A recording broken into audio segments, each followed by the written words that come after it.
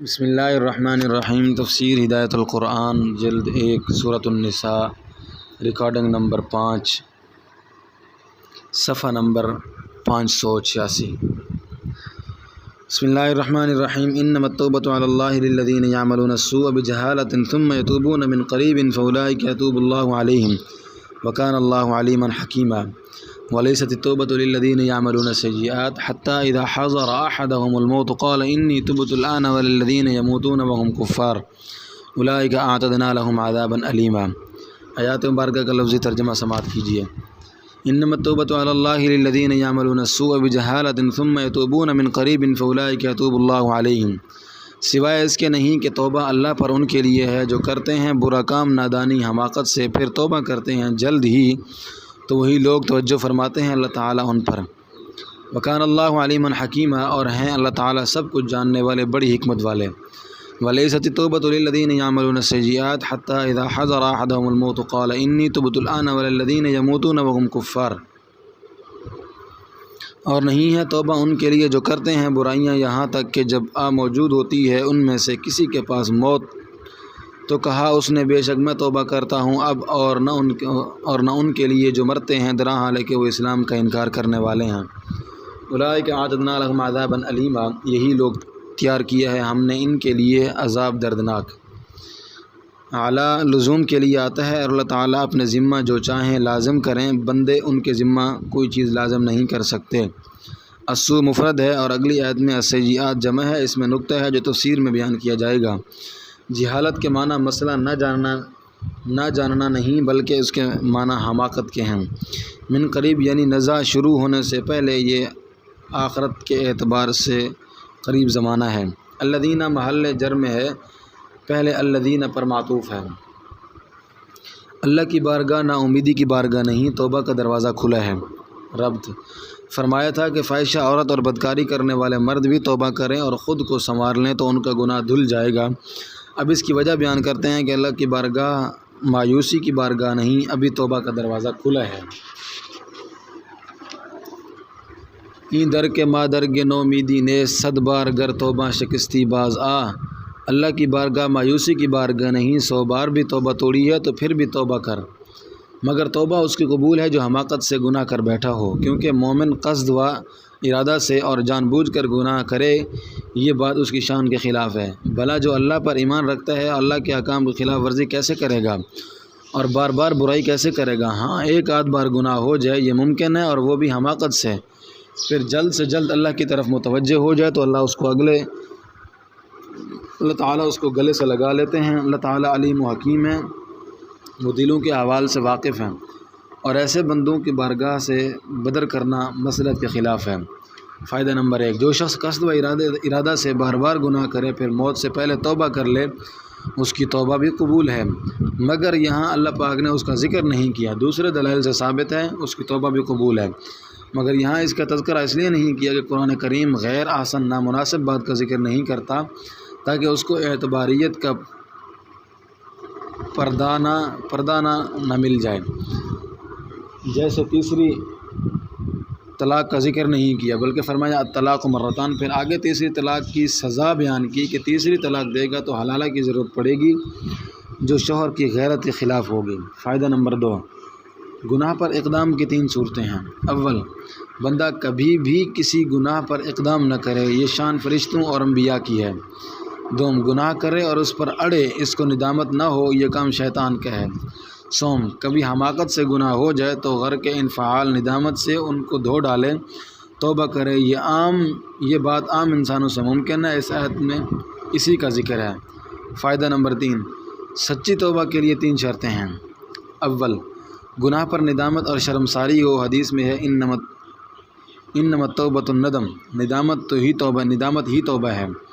دوم، جو گناہ سرزد ہو گیا ہے اس سے باز آ جائے، آئندہ وہ گناہ نہ کرنے کا پختہ ارادہ کرے، ورنہ بار بار گناہ کرتے رہنا اور توبہ پکارتے رہنا توبہ کا مذاق اڑانا ہے۔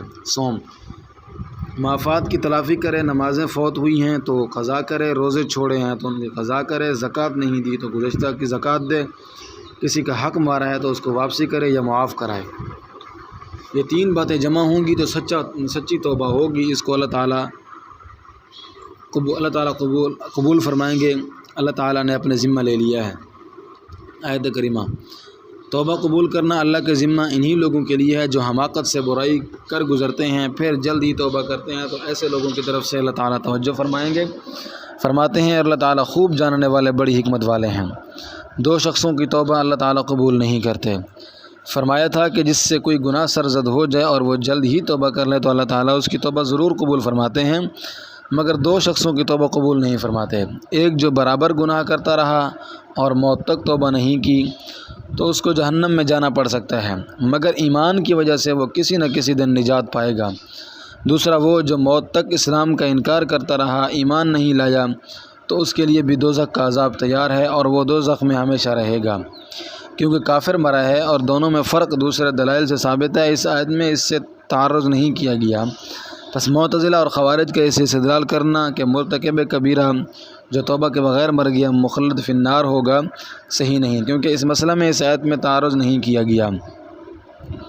دوسری آیت کا ترجمہ. اور توبہ مقبول نہیں ان کی جو برائیاں کرتے رہتے ہیں اور توبہ نہیں کرتے، تاکہ جب ان میں سے کسی کے پاس موت آ کھڑی ہوئی اور دوسری دنیا منکشف ہو گئی تو کہتا ہے میں اب توبہ کرتا ہوں. اور نہ ان لوگوں کی جو حالت کفر میں مرتے ہیں، ان لوگوں کے لیے ہم نے دردناک عذاب تیار کیا ہے. بسم اللہ الرحمن الرحیم. یا ایھا الذین آمنوا لا یحل لکم ان ترثوا النساء کرہا ولا تعضلوہن لتذهبوا ببعض ما آتیتموہن الا ان یأتین بفاحشۃ مبینہ وعاشروہن بالمعروف فإن کریہتموہن فعسى ان تکرہوا شیئا ویجعل اللہ فیہ خیرا کثیرا وإن أردتم استبدال زوج مكان زوج وآتيتم إحداهن قنطارا فلا تأخذوا منه شيئا أتأخذونه بهتانا وإثما مبينا وكيف تأخذونه وقد أفضى بعضكم إلى بعض وأخذنا منكم ميثاقا غليظا. آیات مبارکہ کا لفظی ترجمہ. اے لوگو جو ایمان لائے، نہیں جائز تمہارے لیے کہ وارث بنو تم عورتوں کے ناگواری کے باوجود، اور نہ روکو ان کو تاکہ لے لو تم کچھ اس کا جو دیا تم نے ان کو، مگر یہ کہ ارتکاب کریں بے حیائی صریح کا اور رہو سہو ان کے ساتھ بھلے انداز سے. پس اگر ناپسند کرو ان کو تو ہو سکتا ہے کہ ناپسند کرو تم کسی چیز کو، اور گردانے اللہ تعالیٰ اس میں بہت خوبی. اور اگر چاہو تم بدلنا ایک بیوی کو دوسری بیوی سے اور دیا ہو تم نے ان کو ایک مال کثیر، تو نہ لو تم اس میں سے کچھ. کیا لیتے ہو تم اس کو بہتان تراش کر اور گناہ کے طور پر صریح؟ اور کیسے لیتے ہو تم اس کو جب کہ پہنچ چکا ہے تمہارا ایک دوسرے تک، اور لیا ہے انہوں نے تم سے عہد پیمان گاڑا پکا.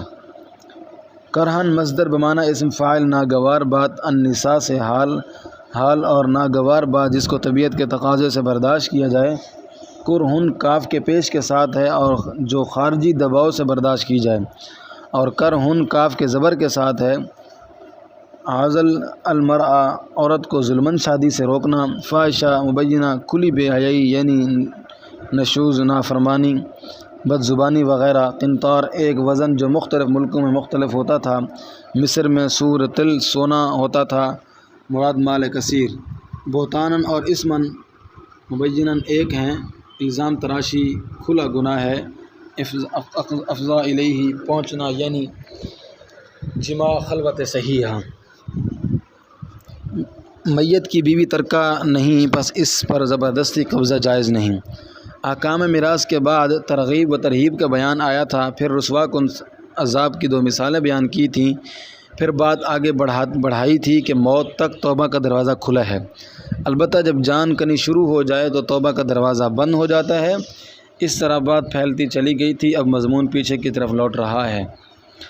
فرماتے ہیں مرنے والے کی بیوی میت کا ترکہ نہیں. میت کے ورثاء اس کی بیوی پر زبردستی قبضہ نہیں کر سکتے. جاہلیت کا دستور یہ تھا کہ جب کوئی شخص مرتا تو وارثوں میں کوئی اس کی بیوی پر چادر ڈال دیتا، اس طرح بیوی اس کی میراث ہو جاتی. پھر اگر اس سے نکاح جائز ہوتا، جیسے جیٹھ دیور سے نکاح جائز ہے، تو وہ بغیر مہر کے اس سے نکاح کر لیتا. اور اگر نکاح جائز نہ ہوتا تو خود نکاح کرنا نہ چاہتا تو کسی اور سے نکاح کر دیتا اور مہر خود وصول کر لیتا. جبکہ میت کی بیوی اس کو پسند نہیں کرتی تھی مگر وہ مجبور ہوتی تھی. اس ظلم کا ان آیتوں میں دروازہ بند کیا ہے کہ زبردستی ایسا کرنا جائز نہیں. ہاں اگر عورت جیٹھ دیور سے نکاح کرنے پر راضی ہو اور وہ مہر دے کر نکاح کرے تو جائز ہے۔ اسی طرح کبھی عورت بے سہارا ہوتی ہے، اس کا میکے نہیں ہوتا، بس اگر میت کے ورثاء عدت کے بعد کسی جگہ اس کا نکاح کا انتظام کریں تو عورت کی رضامندی سے مہر کے ساتھ اس کا نکاح کر دینا بھی درست ہے۔ اس ظلم کے سد باب کے ساتھ ایک دوسرے ظلم کا بھی سد باب کیا ہے۔ الشیء بالشیء یذکر، بات میں سے بات نکلتی ہے، اور وہ دوسرا ظلم خود شوہر کرتا تھا۔ اس کی دو صورتیں ہوتی تھیں۔ پہلی صورت، بیوی ناپسند ہوتی اس لیے چھوڑنا چاہتا، مگر دیا ہوا مال، مہر، زیور وغیرہ واپس لینا چاہتا، اس لیے لٹکا کر رکھ دیتا، معروف طریقہ پر اس کے ساتھ نہ رہتا تاکہ عورت مجبور ہو کر خلا کرے یا مال لٹا کر طلاق حاصل کرے۔ یہ عورت پر ظلم تھا، اس لیے اس کی بھی ممانعت کی۔ البتہ اگر عورت کی طرف سے نشوز پایا جائے، عورت شوہر کی نافرمانی کرے تو خلا کیا جا سکتا ہے اور دیا ہوا کچھ مال واپس لیا جا سکتا ہے، مگر بہتر یہ ہے کہ ناپسندیدگی کے باوجود اس عورت کو رکھے رہے اور بھلے انداز سے اس کے ساتھ نباہ کرے۔ ہو سکتا ہے وہ خدمت گزار ثابت ہو یا اس کی کوکھ سے نیک اولاد جنم لے۔ کبھی ایسا ہوتا ہے کہ ایک چیز ناپسند ہوتی ہے، اللہ تعالیٰ اس میں خیر کثیر گردانتے ہیں۔ دوسری صورت، بیوی پسند ہے مگر دوسری عورت دل میں کھپ گئی ہے، اس لیے بیوی بدلنا چاہتا ہے، مگر اس کو بڑا مال، مہر، زیور کی شکل میں دے چکا ہے، اس لیے مفت چھوڑنے کو بھی جی نہیں چاہتا ہے کہ دیے ہوئے مال میں سے کچھ واپس لے لے۔ یہ بھی ممنوع ہے، کیونکہ یہ مقصد اسی وقت حاصل ہو سکتا ہے جب عورت پر کوئی الزام لگائے، اس کو بدنام کرے تاکہ وہ خلا کر کے جان چھوڑائے۔ یہ کھلا ہوا گناہ ہے۔ علاوہ عظیم و مار وغیرہ کا عوض ناموس استعمال کر چکا ہے، پھر اس کا عوض مہر وغیرہ واپس کیسے لے سکتا ہے؟ یہ بات انسانیت اور مروت کے خلاف ہے۔ بیوی شوہر سے شریک حیات رہنے کا پکا عہد بھی لے چکی ہے، بس اس کی بھی خلاف ورزی ہوگی، اس لیے اس کی بھی ممانعت کی گئی ہے۔ اس سے دیا ہوا مال کچھ بھی واپس مت لو۔ مثلا شوہر نے بیوی کو جو مہر دیا ہے یا زیور ہبہ کیا ہے، اس کا بعض خلا میں واپس لینا جائز ہے۔ دیا ہوا پورا واپس لینا یا زیادہ کا مطالبہ کرنا مکروہ ہے، اور لڑکے کے باپ نے جو رسم و رواج اور ولیمہ میں خرچ کیا ہے اس کا مطالبہ جائز نہیں۔ یہ تو لڑکے کے باپ نے جو دعوتیں اڑائی ہیں وہ قرضہ چکایا ہے، نکاح کے مصارف سے اس کا کچھ تعلق نہیں۔ اسی طرح جہیز طلق کا بھی مصارف نکاح سے کچھ تعلق نہیں۔ یہ ناجائز رسمیں ہندوؤں سے جاہل مسلمانوں میں آئی ہیں۔ آیات پاک، اے ایمان والو، تمہارے لیے جائز نہیں کہ تم زبردستی عورتوں کے وارث بن بیٹھو۔ یہ بات ما سبق لأجلہ الکلام ہے، ضمنی مسئلہ کی پہلی صورت۔ اور نہ یہ جائز ہے کہ تم ان کو ظلماً نکاح سے روکو، بہین طور کے ان کو طلاق نہ دو، پس لٹکائے رکھو تاکہ تم نے جو کچھ ان کو دیا ہے اس میں سے کچھ لے لو۔ یعنی بیوی خلا کرنے پر مجبور ہو، لیکن اگر وہ سری بے حیائی نافرمانی کا ارتکاب کریں تو خلا کا بدل لینا جائز ہے، کیونکہ قصور ان کا ہے، اور ان کے ساتھ بھلے انداز سے سہو، یعنی طلاق مت دو، ان کے ساتھ نباہ کرو۔ پس اگر وہ تمہیں ناپسند ہوں تو ہو سکتا ہے تم کسی چیز کو ناپسند کرو، اور اللہ تعالیٰ اس میں بہت بھلائی گردانیں گے۔ ضمنی مسئلہ کی دوسری صورت، اور اگر تم ایک بیوی کو دوسری بیوی سے بدلنا چاہو اور تم ان میں سے ایک کو مال کثیر اربوں خربوں دے چکے ہو تو اس میں سے کچھ واپس مت لو۔ کیا تم اس کو لوگے بہتان باندھ کر اور صریح گناہ کے طور پر؟ عطف تفسیری، بہتان تراشی ہی صریح گناہ ہے۔ اور تم کیسے لوگے جب کہ تمہارا ایک دوسرے تک پہنچ چکا ہے، صحبت یا خلوت صحیحہ ہو چکی ہے، اور وہ عورتیں تم سے مضبوط پیمان لے چکی ہیں، یعنی تم نے ان کے ساتھ جینے مرنے کا عہد کیا ہے۔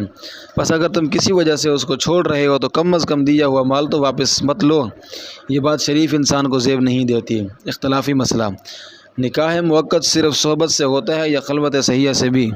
امام شافعی رحمہ اللہ کے نزدیک صرف صحبت سے ہوتا ہے۔ اسی صورت میں پورا مہر دینا